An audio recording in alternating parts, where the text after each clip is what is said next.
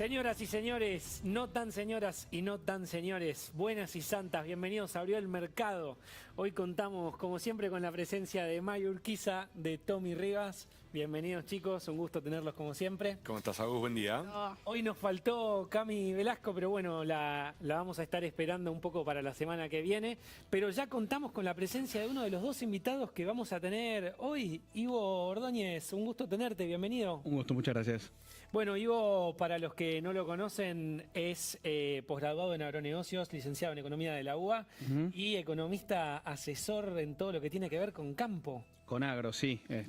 Principalmente compañías grandes, organismos internacionales, ese es un poco mi campo de acción. Y tiene muchos, adelanto algo, tiene muchos conceptos buenos, graciosos y fáciles de entender. Así que hay que sacarle el jugo hoy a Ivo. Pusieron la vara alta. Sí, te subí la vara, perdón. Tan alta, Pero vamos a responder. Vamos a tratar de hablar de y te reí seguro. Sí, 100%, y vamos a tratar un poco de que el hype esté un poco a la altura. Pero bueno, después obviamente vamos a contar con otro invitado. Va a estar por Zoom acompañándonos Natalia Sánchez Jauregui, que es secretaria de organización de UATRE, es ex diputada provincial y obviamente militante de la ruralidad. Pero no nos adelantemos, vamos a arrancar un poquito como siempre con las noticias del mercado, y esta semana estuvo especialmente divertida y podemos arrancar por un tema que no es para nada polémico como siempre, como lo es Vicentín. Vicentín, venimos siguiendo el caso hace unas semanas. Después de, ¿cuántos? ¿5 años? 2019 empezó el quilombo, o sea 2020. 2020 Alberto la quiso expropiar, ¿se acuerdan? De las filminas. Bueno, era lo único, no era el único que la quería expropiar. El quilombo de Vicentín ya está en primer grado del colegio. Total, sí, ya cruza solo la calle. Van en jardín, sala de 5, ya están enseñando. ¿Quiénes estaban a favor de expropiación? Bueno, veníamos contando, estaba terminando el proceso de Crown, de salvataje. Había dos ofertas principales, la de Molinos Agro con Louis Dreyfus Company y la de Grassi, más algunos asociados que va a tener la operación, que es la que finalmente, y por ahora, digo por ahora, pues Argentina es la que parece se va a quedar con la operación. La justicia ya determinó que fue el primero en reunir los requisitos. Esto, ¿se acuerdan que contábamos de la mitad de los acreedores más los 2/3 del capital adeudado? Dice que fue la primera Grassi en acceder a todo eso. Ahora quedan, creo que antes de ayer quedan 5 días, vos debes saber más que yo esto, digo, pero quedaban 2 o 3 días más de posibles impugnaciones, y de no pasar nada, ya Grassi va a tomar la operatoria de Vicentín, una empresa que fue ícono de la agroindustria en la Argentina. Llegó a facturar 4.300 millones de dólares por año. Vicentín, pero bueno, cayó en desgracia.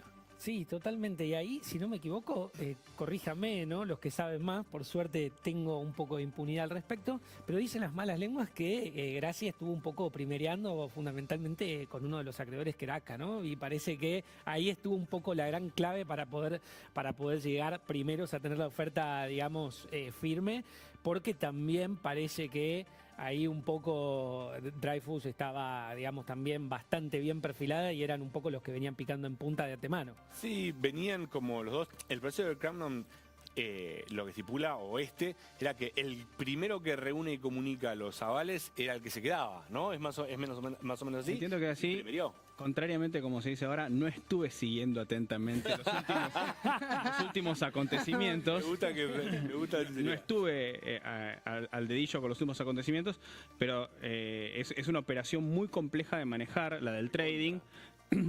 Tiene distintas aristas, no sé cuánto me puedo expandir, pero básicamente ser un trader desde el sur es raro, es una anomalía. O sea, los traders generalmente tienen base en el mercado de destino, no en el mercado de origen. De origen, es cierto. Y tienen una red, primero, de financiación global muy barata, que en Argentina... Ustedes, no se lo tengo que explicar justamente a ustedes y creo que tampoco a la audiencia. Se llama Abrió el Mercado el programa, ¿no? De los temas, ¿no? Pero... ya se adelantó. Pero básicamente el negocio de las traders a nivel global, que son 5 muy grandes, Louis Dreyfus es una de esas 5, es justamente fondearse a largo plazo a bajísimo costo. ¿Por qué? Porque la volatilidad intrínseca de operar en el mercado de granos, si vos te fondeas a corto, justamente te juega muy en contra, ¿no? Entonces, cumplen con esa primera condición. La segunda condición que cumplen estas grandes traders globales es que tienen muchas opciones de puertos de originación e infinitas opciones de puerto de destino, digamos.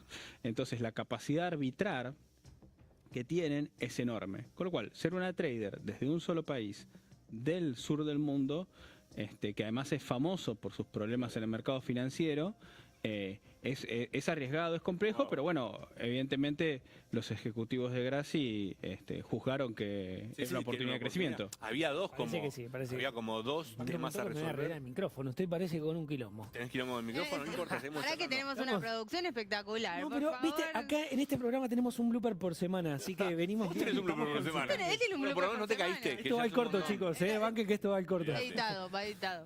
No, hay streams donde los conductores se van al baño en el mitad del total. programa, viste que yo no sé, supongo que no es el caso, Vestite, pero por favor. Agustín, por favor.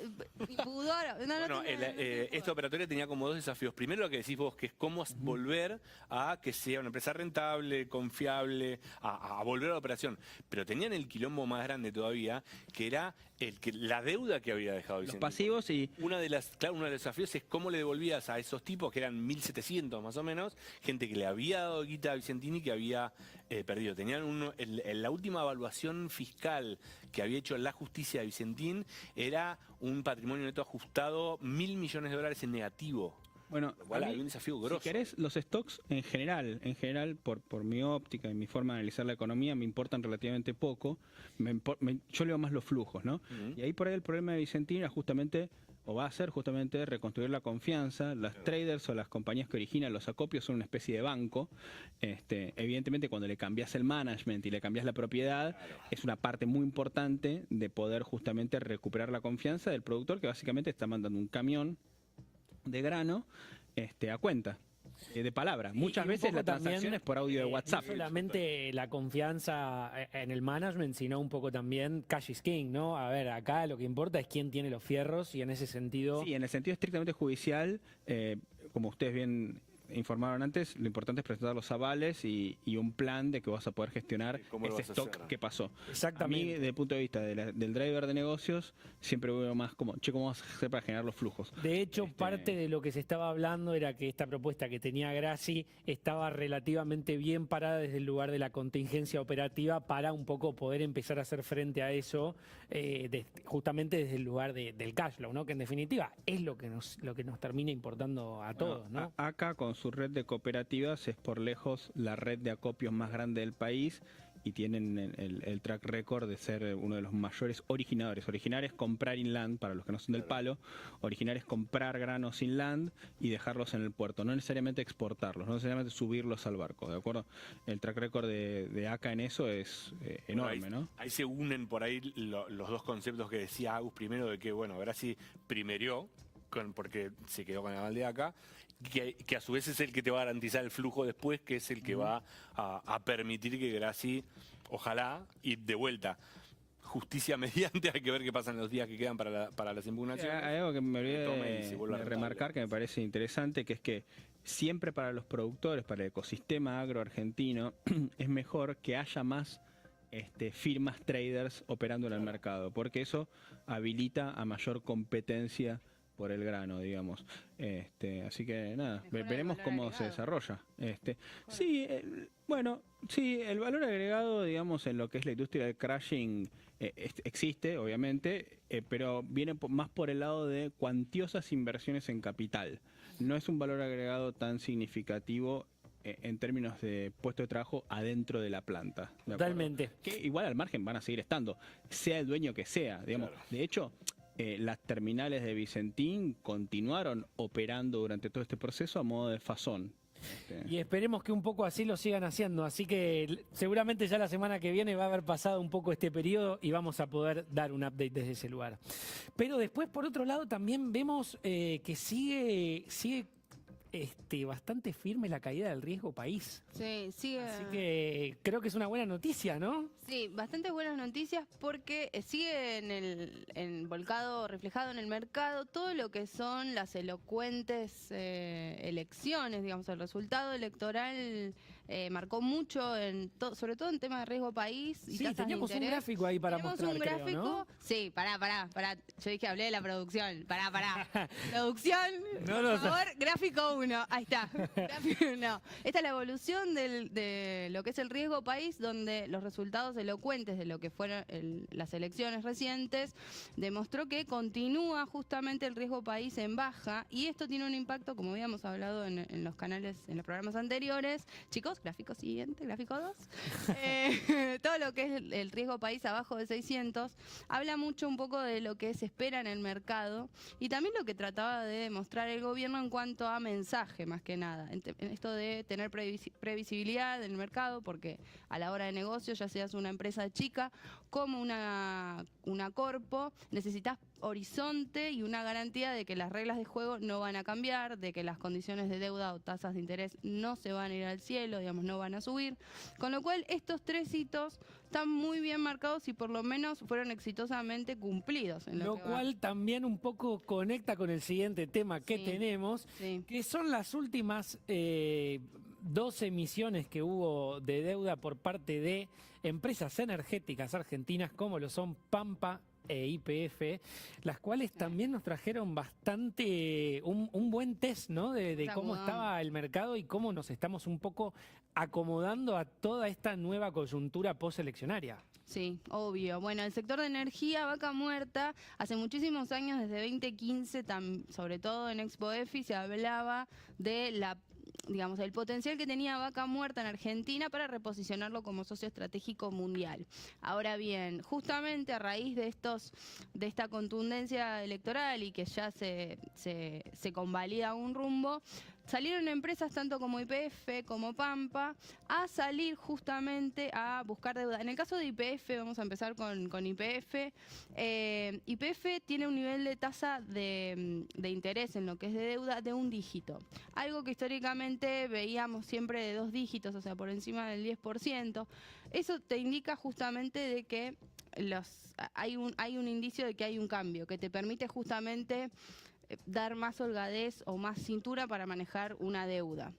Otro tema o hito importante en lo que es YPF, que hace poco salió el balance, fue el cambio en la configuración de su matriz productiva. Sí, ahí también teníamos otro gráfico, ¿no? Tenemos otro gráfico, producción, por favor. Estamos inquietos. Ay, no, hoy es inquieto, chicos. No pueden parar. Sí, no puedo parar. Chicos, ese es el de Pampa. Ese es el de Pampa. Esperen que vengo llenando de flores a la producción. Venimos con spoilers. YPF, sí, no, me quieren spoilear todo el coso. Mantengamos el misterio.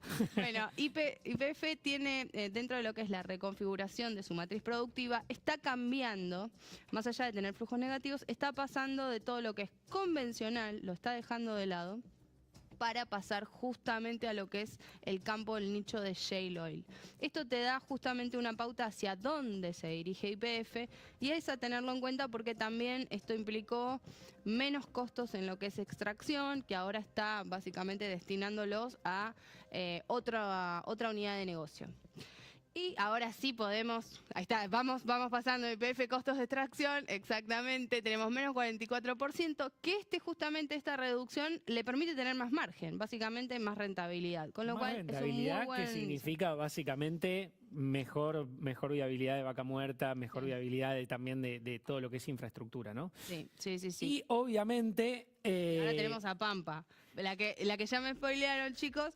Tenemos a Pampa, que también es una novedad. Pampa es uno de los casos que más llamó por lo menos la atención y fue un indicio de lo que también se espera que suceda y se vean más casos de manera transversal, tanto empresas grandes como empresas chicas y no solo industria energética, sino también de otros mercados.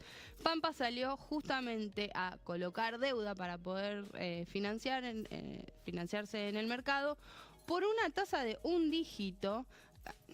Acá la gran pantalla, 8.7 de tasa de interés a 12 años y logró recaudar 450 millones de dólares. Sí. Un dato no menor para si lo no que me es equivoco, hoy. un poco entre las dos lograron juntar algo de 1.200 palos, un poco entre pitos y flautas, si me disculpan el francés antiguo. El concepto de tía que metiste. No. Pero no solo eso, sino que además lo hicieron incluso a menos que el riesgo país. Por lo tanto... es un poco una muy buena noticia para mediano y largo plazo, en particular para esta industria. Y un poco con eso ya podemos pasar al siguiente segmento que tenemos acá en Actitud Campo. Tenemos ya, ahora la producción nos va a contar cuando podamos enganchar a Natalia. Natalia es Natalia Sánchez Jauregui, es la secretaria de organización de la UATRE, fue diputada provincial y tiene un rol importante en la UATRE ahora, y la UATRE tiene un rol importante también en la CGT, que sabemos hace poco renovó autoridades. Está empezando a ganar ahí nuevamente un poco de protagonismo, un protagonismo que había tenido en su época con el Momo. Exactamente. Y que se había, no diluido, pero que había perdido un poquito de peso. Así que vamos a charlar con ella. ¿Está enganchada? Ya está con nosotros, bien. Así que le damos la bienvenida. Bienvenida, Natalia. No la estamos escuchando. Me parece que todavía no, ¿no? Todavía no está enganchada. Ahora solucionamos temitas técnicos porque nos queremos meter. Hay un tema. Claro, está conectado, pero no se escucha. Ahí no se escucha ella y no la escuchamos nosotros. No importa. Ahora vamos a resolver. Queremos charlar con ella cuáles son las urgencias hoy. En el campo venimos hablando un montón de, no sé, tema inundaciones, tema falta de estructura, ni hablar carga impositiva. Y queremos también hablar de cuáles son cuál es la actualidad de los trabajadores en el campo, cuáles son las urgencias, cuáles son los proyectos, cómo le pega la reforma laboral. ¿Se acuerdan que la semana pasada hablamos bastante de cómo iba a pegar en general la reforma laboral y si iba a tener o no impacto en el universo agro? Bueno, es una de las cuestiones que queremos charlar ahora con Natalia. La UATRE fue bastante interesante, una serie de propuestas que hizo ya hace muchos años de regímenes especiales laborales, sobre todo para lo que tiene que ver con los trabajadores que hacen los trabajadores golondrina, llamados golondrina, que tiene un régimen distinto de aportes especial. Por ejemplo, en la zona de Mendoza, que es por cajón de vino entregado, claro. por cajón de uva entregado, y eso es una forma interesante de blanquear un laburo que históricamente no estaba en blanco. Uno de los principales inconvenientes que tiene la UATRE y los trabajadores rurales en general es que más del 60, casi el 70% en algunos casos trabaja en la informalidad. Ahí tenés justamente la diferencia muy grande que hay entre lo que son las economías de la pampa húmeda, que básicamente están blanqueadas y que adentro de los lotes tienen una densidad de laburo mediana y baja, digamos, versus lo que es las economías regionales, como se les llama, de distintas producciones provinciales, puede ser el tabaco en Salta, Jujuy, Misiones, la yerba mate en Misiones, los frutales en el Alto Valle o en Mendoza. Entonces, ahí cada realidad te juega muy distinto. Primero, temas de idiosincrasia, niveles educativos, distancias geográficas, todas esas cosas juegan mucho y hacen a algo que para mí es bastante relevante, que es tratar de, en la medida de lo posible, bueno, ahora la sindicalista dará su punto de vista, ¿no? Pero en la medida de lo posible, no nacionalizar los convenios de trabajo, porque que atiendan particularidades. Claro, porque hay distintas productividades, hay distintas cuestiones distintas lógicas. Obviamente los tamaños de las empresas. Aparte, así aprovechás un poco mejor, hasta incluso desde un punto de vista de eficiencia, me parece. No, es desde un punto de vista de eficiencia para ambos, para el trabajador y para las empresas. Vos pensás que hay muchas compañías que por su tamaño, por su localización, lo que se fija como cláusula nacional, les queda la camiseta chica o grande, digamos, no es una camiseta tailor-made, para decirlo de alguna manera. Entonces, explorar la posibilidad de que no haya convenios colectivos a nivel nacional puede resultar muy positivo, sobre todo para blanquear el sistema. Bueno, uno de los temas que vamos a charlar ahora, vos me avisás. Vamos a probar a ver si ya la tenemos a la invitada. A ver. ¿Estás, Natalia? Hola. Hola, buen día. Ahora sí, bienvenida, Natalia, un gusto tenerte. Muchas gracias, un saludo para ustedes y para todos los oyentes. Natalia, veníamos, no sé cuánto llegaste a escuchar, veníamos con Iván, con Agus charlando de la vida de los laburantes en el campo. Queríamos charlar con vos desde tu lugar para que nos cuentes un poco hoy ¿cuál es la situación actual de los trabajadores en el campo? Digo, ¿qué necesidades faltan cubrir? ¿Cuáles son las urgencias a nivel, digo, seguridad, infraestructura, conectividad? Lo que hagamos siempre, y un poco hilado a cuáles son los principales conflictos, que ya spoileamos algo, adelantamos algo, que tienen que ver con la informalidad. Y ahí, Natalia, perdón, si podés ir un poquitito más al medio, así te podemos enfocar bien en cámara, porque ahí está, perfecto. te agradecemos muchísimo. Bueno, la verdad, alcancé a escuchar que estaban hablando de las economías regionales. Por supuesto que en la diversidad de producciones que tiene cada provincia y nuestro país en general, cada provincia es un mundo en cuanto a su producción, y también en estos contextos políticos tan difíciles para los trabajadores en cada provincia.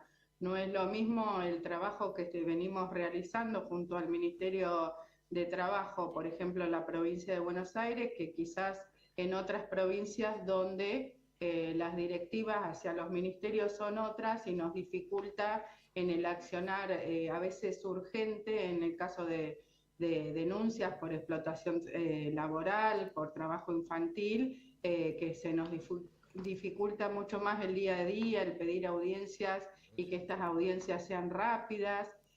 Por supuesto, cada delegado provincial tiene un trabajo de años, casi siempre que se sostiene en el tiempo, que tiene que ver con el vínculo más allá de lo político que tienen con los ministerios de trabajo, y esto es clave para dar una respuesta efectiva a los trabajadores.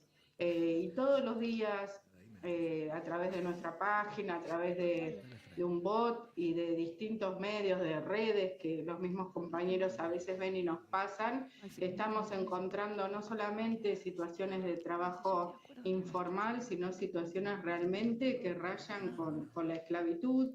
Se han visto en estos tiempos noticias de trabajadores privados de su libertad en condiciones realmente inhumanas, en la Qué bárbaro, ¿no?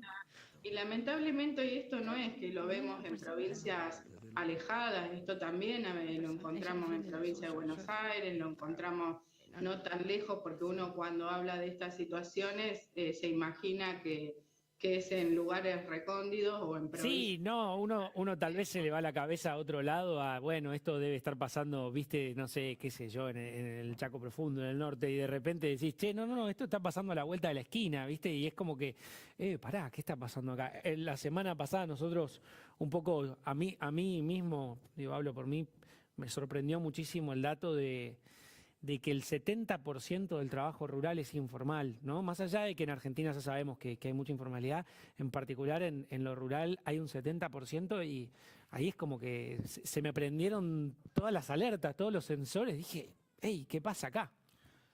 Bueno, y además también en la territorialidad y en lo grande que es cada provincia y el país en general, nosotros no podríamos llevar adelante nuestro trabajo sin la presencia del Estado.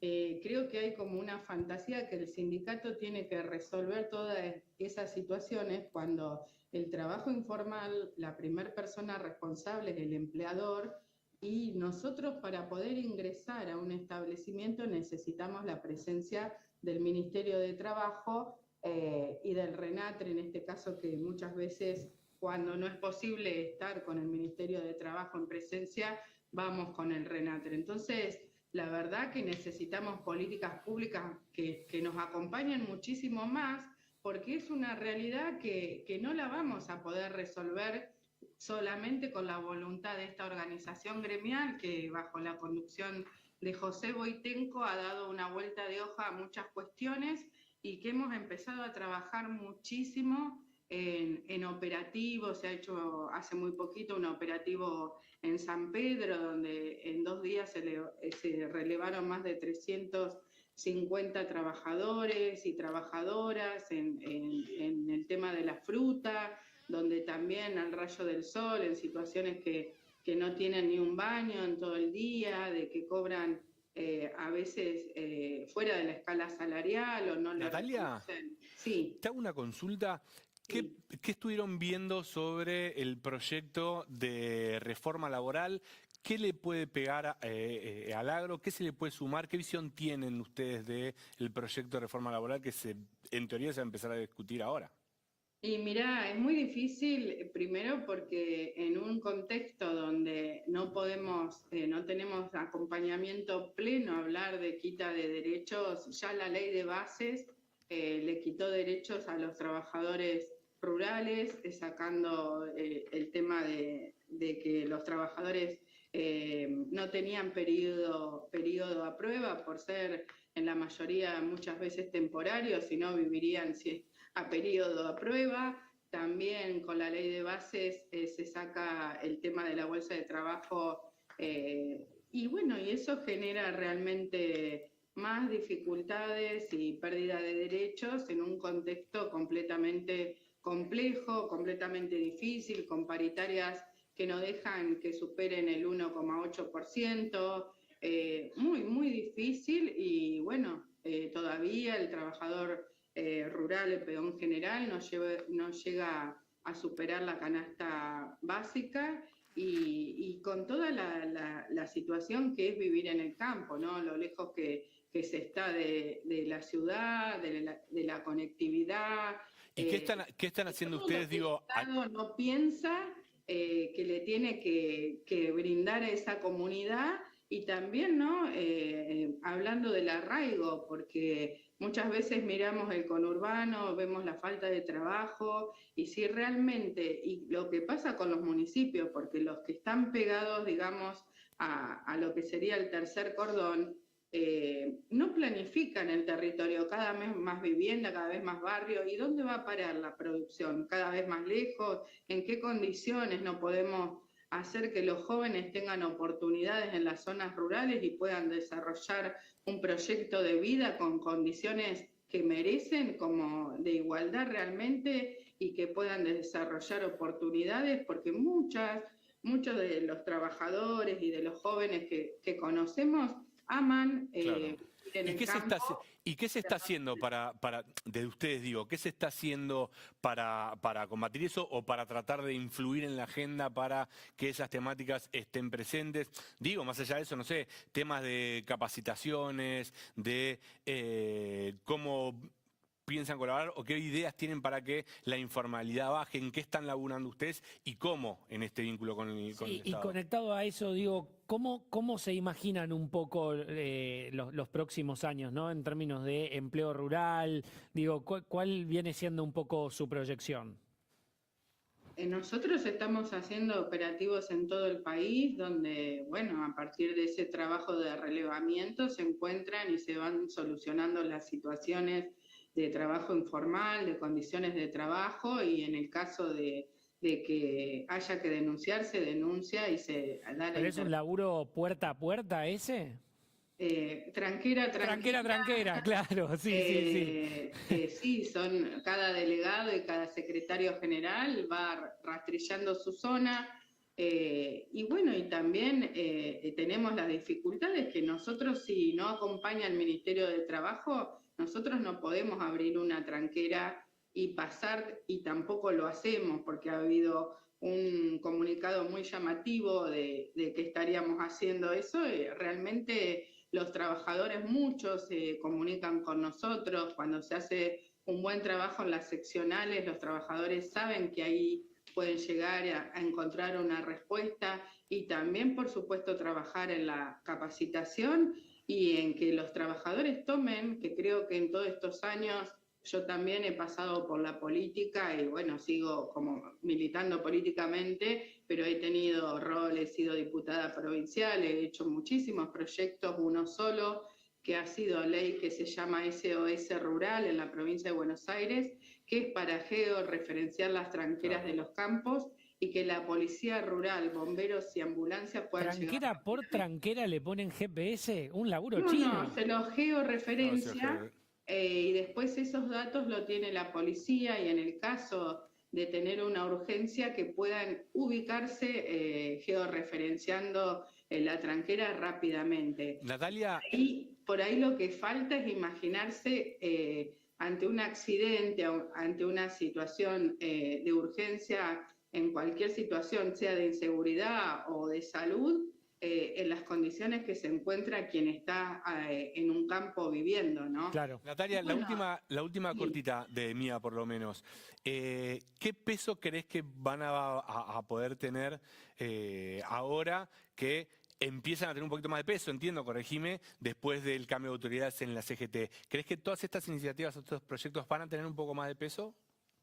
Y por supuesto esperamos poder desarrollar y acompañar en la CGT después de 8 años, que el último secretario general que estuvo, digamos, de UATRE, que estuvo en la CGT fue Jerónimo Venegas, bajo la conducción de José Boitenco hemos vuelto a la CGT y eso es muy importante y más que nada en este contexto donde va a haber que tomar posición y también creo que no puede haber reforma laboral sin una discusión respetuosa, con altura y realmente teniendo en cuenta todo esto que estamos hablando, poniendo sobre la mesa todos los temas, para que realmente si esto es para cuidar a los trabajadores, por supuesto que vamos a poner todo de nosotros, porque por supuesto hay cuestiones que van cambiando con la tecnología, con las nuevas formas de trabajo que estamos dispuestos a discutir. Ahora, en este contexto donde te estoy contando todas estas situaciones que diariamente le suceden a los trabajadores, de ninguna manera podemos hablar de que se les quiten derechos. Bueno, Natalia, muchísimas gracias por acompañarnos este rato y por convidarnos un poco de tu tiempo. Un gustazo realmente tenerte y ojalá que la podamos obviamente seguir en otro momento porque hay muchísima tela para cortar. Creo que todos nos quedaríamos hablando 3 horas. Pero bueno, tenemos que seguir y sabemos que vos también. Así que muchísimas gracias.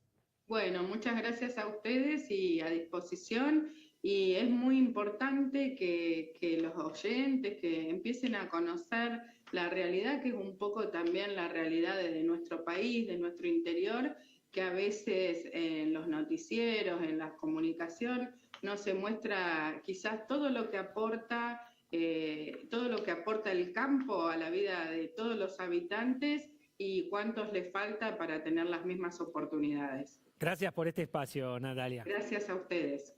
Buenos días.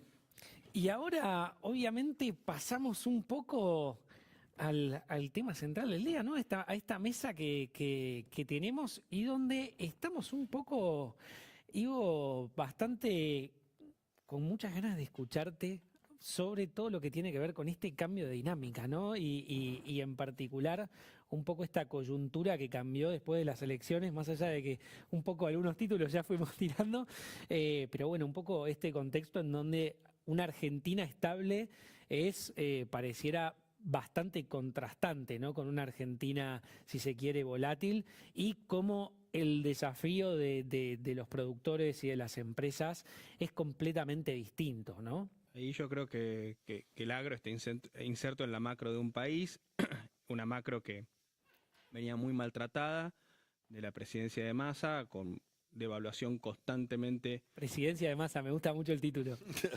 Hablemos en serio. Me gusta mucho el título. Devaluaciones muy por arriba de la inflación todo el tiempo, una inflación también altísima. Sí, un tipo de cambio real, al menos el paralelo, que estaba muy alto. De hecho, el otro día un poco volví a hacer la cuenta. A mí me gusta mucho siempre hacer las series deflactadas. Y tipo de cambio real ajustado por inflación estuvo en los niveles del periodo 2022-2023 tan alto solamente en 2 momentos de la historia. 89 y ni siquiera 2002 y principio de pandemia. O sea, fíjate un poco dónde estás hablando, ¿no? Claro, el verano del 23 y el verano del 24 fueron 2 veranos sin precios. O sea, uno iba a hacer las compras al supermercado y bueno, pagaba. A mí me decían, una lata de tomate vale 500 pesos, tomá, vale 1.500 pesos, tomá. No sé cuánto vale la lata de tomate. Y había muchas cosas, ¿te acordás? Que ni siquiera tenían precios real, no te los vendían, porque no sabían a qué precio te lo iban a poder vender. Entonces, pasamos de una economía donde las empresas eran básicamente una máquina de generar caja en pesos para tratar de extraer la mayor cantidad de capital de trabajo de la empresa posible y dolarizarla con mercadería, con inventarios, dolarizarla con dólares reales, dolarizarla con importaciones adelantadas, básicamente dolarizarse. Sí, cualquier tipo de estrategia que te proteja de la inflación, ya sea yendo a bienes o yendo a algún tipo Y eso de lo refugio. hacían desde las empresas hasta las personas en sus familias, pateaban el mínimo de la tarjeta lo más que podían, esperando el próximo gran salto evaluatorio, ahí liquidaban algunos dólares y algo que un resumen de tarjeta que les costaba $500, de golpe pasaba a costarles 400, $300, entonces era un pingüe negocio. Entonces, Sabes que en su momento yo tuve un paso no tan breve, en realidad, de trabajo por Kavak.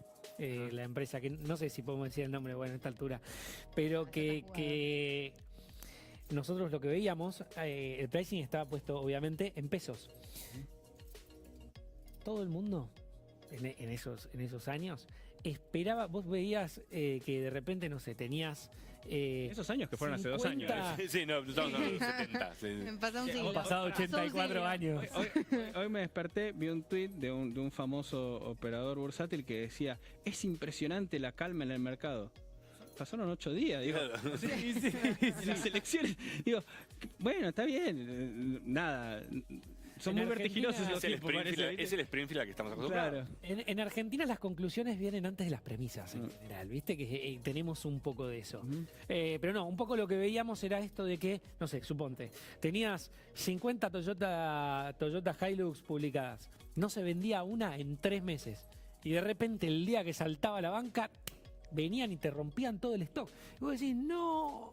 Claro, cuando hacías el P&L operación por operación de la compra, lo que la arreglaste, lo que la terminás vendiendo, Para. perdías ¿Qué es el como la PNL? guerra. ¿Qué es el PNL? El Porque PNL. vamos a bajar conceptos, estamos Siempre. adheriendo al Es verdad, al es verdad. contrato Cuando vos de mirabas la Macri. operación, digamos, el resultado de la operación, ¿no? Vos decís, ¿cuántos dólares puse para comprar esta camioneta? ¿Cuántos dólares puse para arreglarla? ¿Cuántos dólares me dieron cuando la vendí?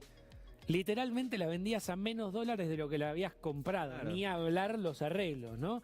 Entonces, un poco te pasaban estas distorsiones de que todo el mundo está esperando a ver cuándo salta la banca y termina siendo más, viste, como siempre decimos, viste, uno termina volviendo al cliché, termina siendo más una timba de ver cuándo salta que un negocio real de, a ver, la camioneta, cuándo la compro, cómo hago, cuánto stock tengo, si la arreglé bien, si la estoy vendiendo en un buen precio. Nada de Y eso un poco funciona. lo que pasó, si querés, es que en el lapso de 18 meses pasamos a una macro donde el financiamiento era carísimo, Ujú.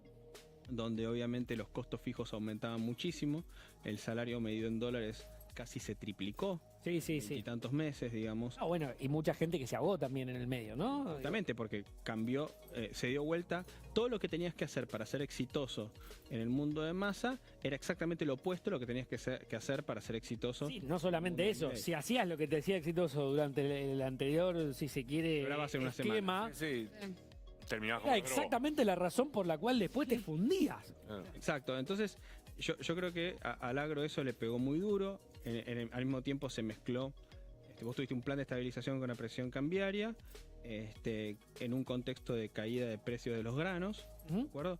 Con campañas neutras, ni muy buenas ni muy malas. Sí, pero que en definitiva también eran un poco de efecto recuperación contra una anterior campaña que había estado un poquitito más picante, ¿no? Bueno, en términos de cantidades de granos cosechados, pero en términos de negocio, Claro, fue mucho mejor negocio para los que obviamente comercializaron bien el grano. claro, claro, claro. Entonces, básicamente, todo el ecosistema agro tuvo que empezar a ajustar muy rápido las clavijas de la eficiencia. A algunos les costó, Sí, mucha no les gente costó se comió la extenderlo, curva, ¿no? les costó cambiar de posicionamiento, porque muchas decisiones vos las tomás y el ciclo productivo Sí, de un no son tan restaurante cortas. dura un día. Te llega la mercadería, la cocinás, la vendés, la cobras al contado, se termina el ciclo de negocio. El ciclo de negocio del agro a veces dura 6 meses, 8 meses. Sí, lo de los granos, ni de hablarla, granos. ni hablarla La de ganadería. Ganadería es un- Ganadería que La está ganadería y en particular siempre un poco esto que venimos haciendo bastante hincapié, que muchas veces, si bien tendría que ser algo con participación chica como total del negocio, te termina ahogando en un país como este, que es el capital de trabajo. Capital de trabajo, para los que nos escuchen y dicen de qué me estás hablando, es chino arameo, capital de trabajo no es ni más ni menos que el financiamiento de relativamente corto plazo que las empresas, las personas, los emprendimientos tienen para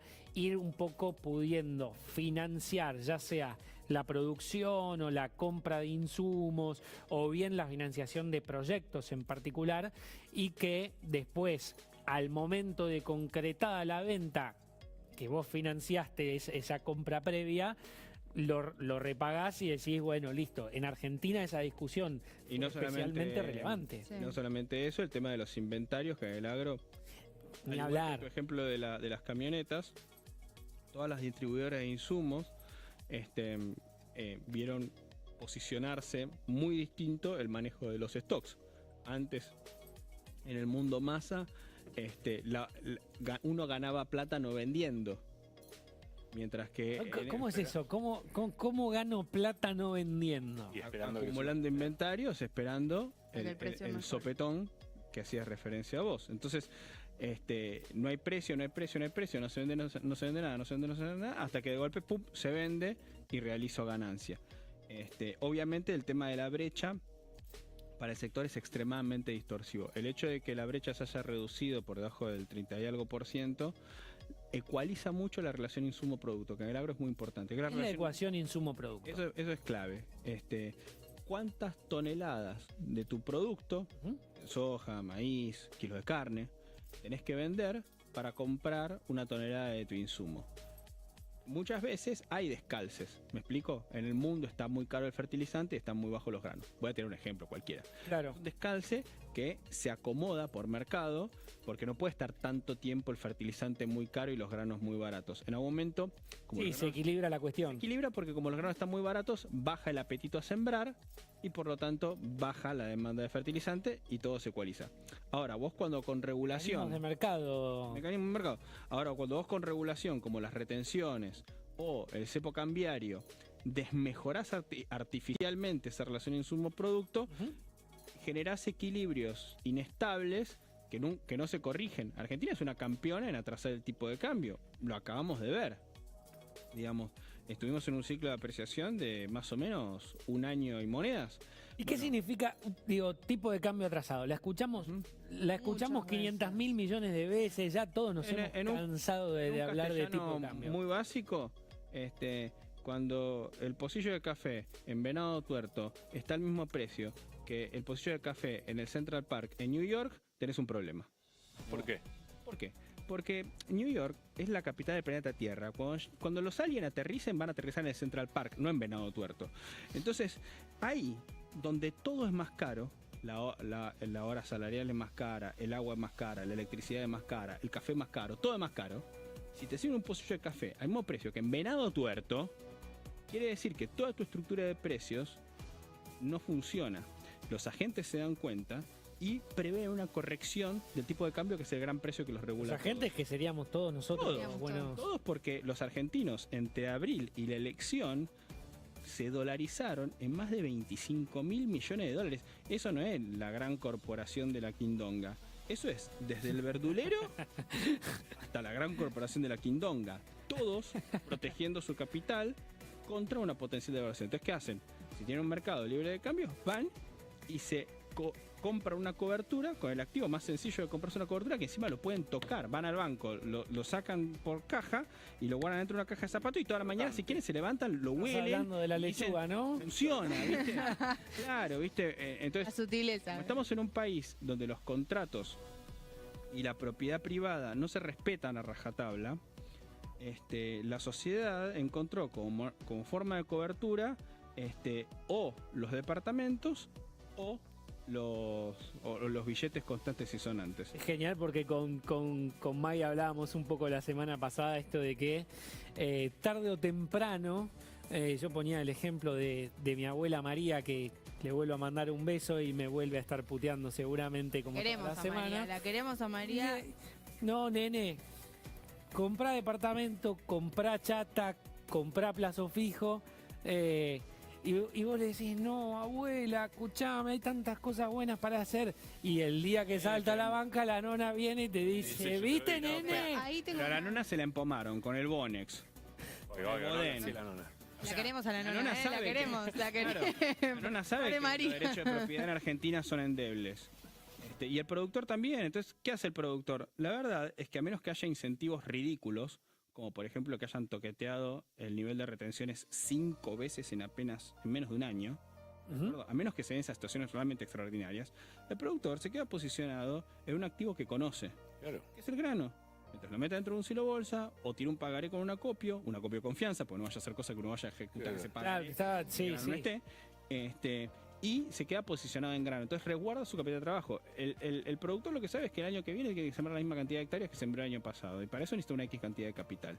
Si no lo protege, después no tiene capital de giro para invertir de vuelta. Esta estabilidad o esta pequeña estabilidad que venimos teniendo hace unos meses. 8 días. Puede ser algo Una para década cambiar. en Ey, Para oiga, cambiar eso. Hace oiga. poco charlamos y me hablabas un concepto del que yo me enamoré, que es de que Argentina está. El productor es el productor croto.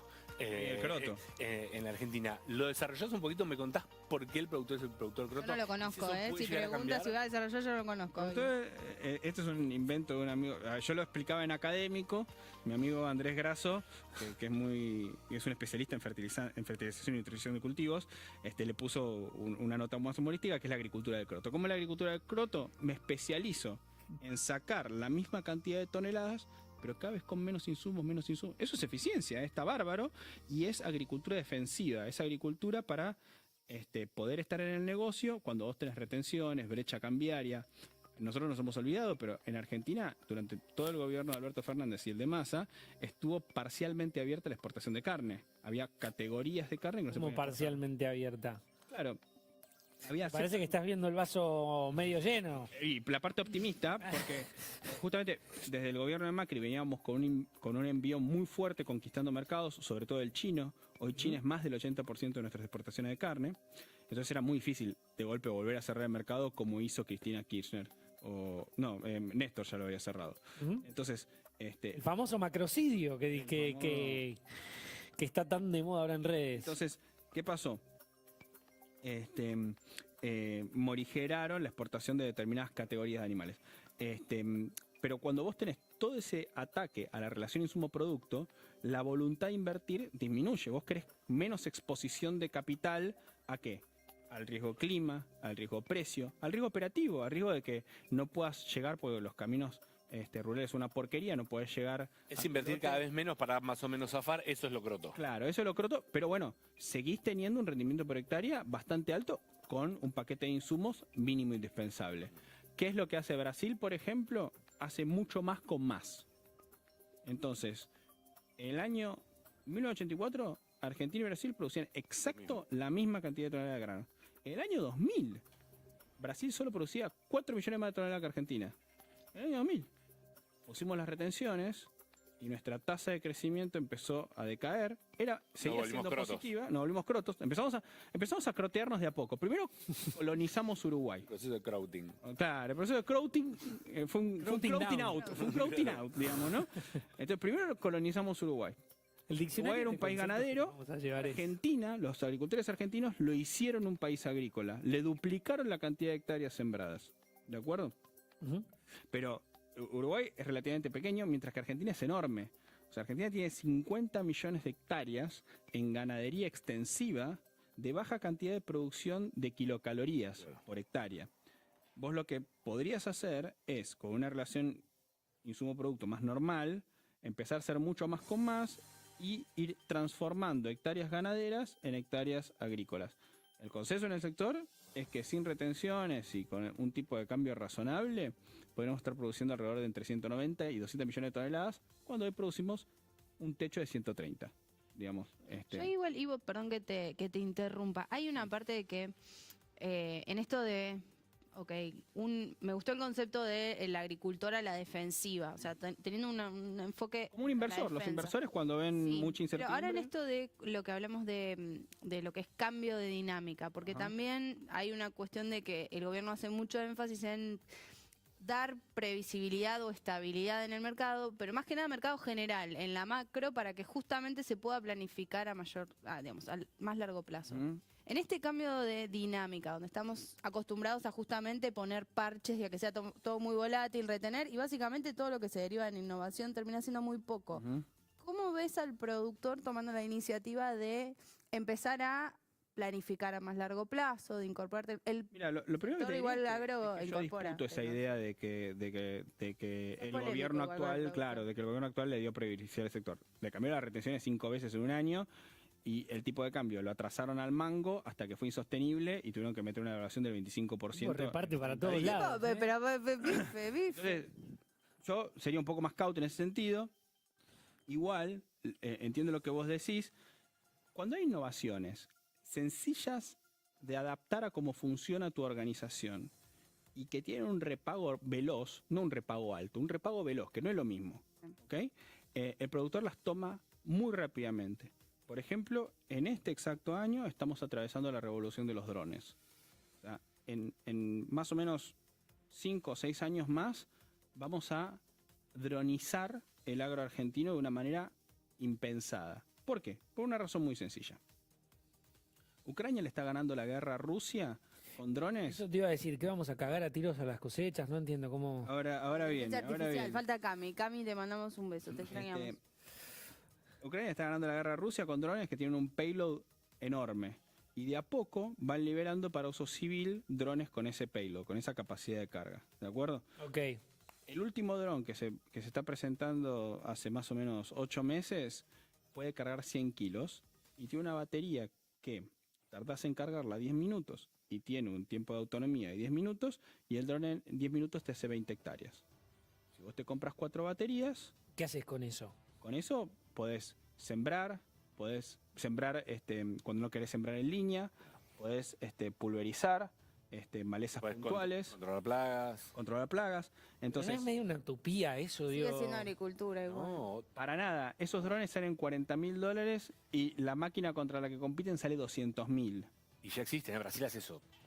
No, y acá ya hay, acá, digamos, vas a cualquier feria Me, y me- está... me- me cuesta ¿Cómo imaginarlo, ves? ¿viste? Como Me- esa ganadería que tiene plazos más largos, donde justamente Tommy el otro día recalcaba que tiene que pensar más allá de una sola gestión, aplicando nuevas tecnologías. Y te voy a llevar a mi mundo, David. Edición genética, ponele. Mira, la tradición del mejoramiento genético en animales es muy antigua. Digamos, se hace con cruzamientos y de a poco va mejorando. La producción de animales genéticamente modificados para alterar el producto tiene al menos, no sé, 15, 20 años, digamos. Cosa. Este, Permiso, vamos a estrenar la oveja negra. ¿Mejoramiento genético en qué? en bovinos, por ejemplo, Sí. para que la leche tenga enzimas que tienen, que Tambo. se usan en medicamento, eso es viejo, eso tiene 20 años. Como viejo, pará. No, pero mejoramiento genético. Recién para pasa el carne. boliche, ¿no? 20 Lógicamente, años. hablando, claro, ustedes quieren festejar la estabilidad del mercado de 8 días y 20 años le parece poco tiempo. Bueno, La verdad pero que detalle. es cortito. Los traders son gente muy rara, loco, en serio.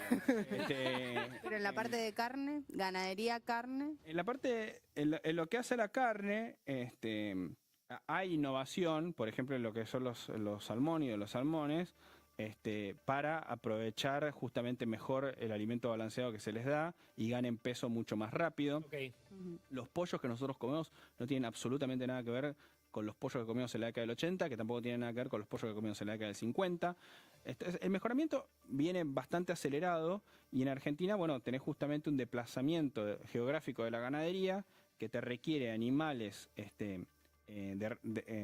con trazas de raza índica que toleran más el calor. Entonces, hace muchos años, los animales más preciados en la expo rural eran todos los Angus.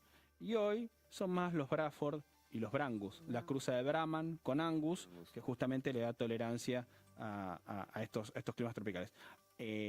¿Mejoras aún? Hay que ver, porque las mejoras hoy en el mundo de la carne están muy orientadas a la calidad. Y la calidad alguien te la tiene que pagar. Y Argentina, lamentablemente, es un país con muchos pobres. Que es más, hasta hace relativamente poco tiempo se estaba debatiendo si era un país con pobres o era un país pobre. Entonces el driver de mercado de las decisiones de la gente no es calidad, es económico. precio. Entonces, la idea de poder segmentar el mercado de carnes y ir a una carnicería y decir, no, yo quiero Hereford de un animal añoso, de un animal de 6 años. Sí. Ah, no, yo solamente quiero ternero Angus. Bueno, para Lo poder pasan el día a pagar, día, claro, para pagar esa trazabilidad y esa diferenciación, necesitamos que la carne sea como en España. En España la carne vacuna Sí. es el equivalente a nosotros como los langostinos y el pulpo. Ellos comen 5 kilos per cápita de carne vacuna por año, nosotros comemos 50. Claro. Bueno, entonces vos vas al Corte Inglés y la carne viene en unas cajitas doradas, viene Sí, de dónde sí. viene De y lujo. toda la Sí, bola. es así. Es así. Es distinto. Ivo, muchas gracias por tu tiempo y por acompañarnos realmente. gusto. Ha sido un placer ¿Ya tenerte. son las 11:30? Mejor. ¿Ya Son son? casi las Vuela el tiempo. 11:30, chicos. Así que nada, se nos fue como siempre otra semana más. Se nos fue el programa, se nos escapó de las manos. Muy bueno. Creo que hay un montón de... Se tocaron bastantes aristas interesantes. Se tocaron bastantes Le metimos, aristas, le metimos, se tocaron hoy le metimos. bastantes temas, algunos Sí, más sí, polémicos, sí. algunos menos polémicos. Ivo repartió también para todos lados. Gusta, No se Ivo, privó ¿eh? nada. Volver, Iván. Que hoy realmente tuvimos para todos los gustos, colores, tamaños y formas. Hoy corrieron todos. Todo. Hasta se metió en en biotecnología, edición genética, todo. Nosotros No zafamos ni avisamos nosotros. En el primer programa iban a hacer fila para putearnos. Ahora cuando salgamos seguramente ya llegue hasta la esquina. Pero bueno, dicho eso, les agradezco obviamente Maggie, Tommy, Ivo obviamente también. Gracias por estar. Les agradecemos obviamente a ustedes por estar con nosotros. Nos vemos la próxima semana, como siempre, por la misma hora, por el mismo canal. Y nos estamos viendo. Gracias.